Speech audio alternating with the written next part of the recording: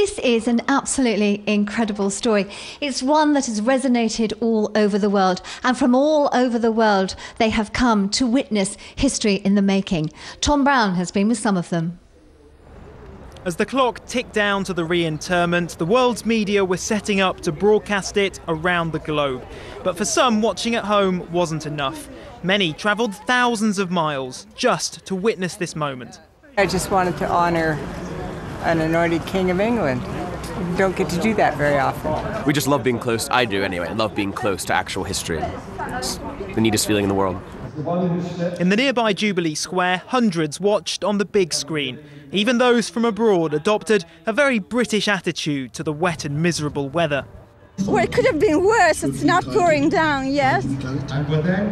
As the service began, this part of the city drew to a solemn and respectful halt. A day 2 years in the making for Leicester, but decades in the waiting for some. It's just kind of surreal because I never dreamed in my lifetime that this would ever happen. If you think that the last time he was buried, he was thrown into this grave too little for him, and now he got what he deserved as King of England. I thought it was beautiful and very respectful, and made up for what he didn't have 550 years ago. So thank you to Britain. So as the reinterment ended, it seemed what Leicester has done this week has brought comfort and even vindication to people all over the world. Tom Brown, BBC East Midlands Today.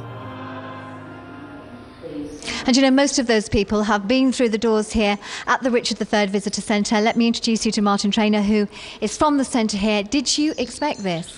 Well, I have to say we've been very surprised this week, especially with the number of people filing around the coffin, and a lot of those people have come into the centre, and as you quite rightly point out, from right across the world. So fantastic for Leicester and Leicestershire. Now, I said at the beginning that this was a very new and exciting centre, and it is. It's extraordinary. You've got so much in here.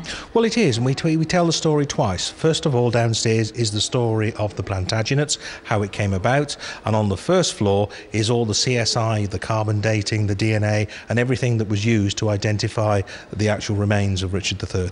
And presumably, with all the input into this, it's not something that's just for the next couple of weeks. No, it certainly isn't, because the story of Richard III, of course, is known right across the world, because we forget that English literature is taught in most schools right across the world. This is why we've had people from Russia, we've had Russian television in, we've had New Zealand, Australia, fantastic. But of course, they know the story of Richard III.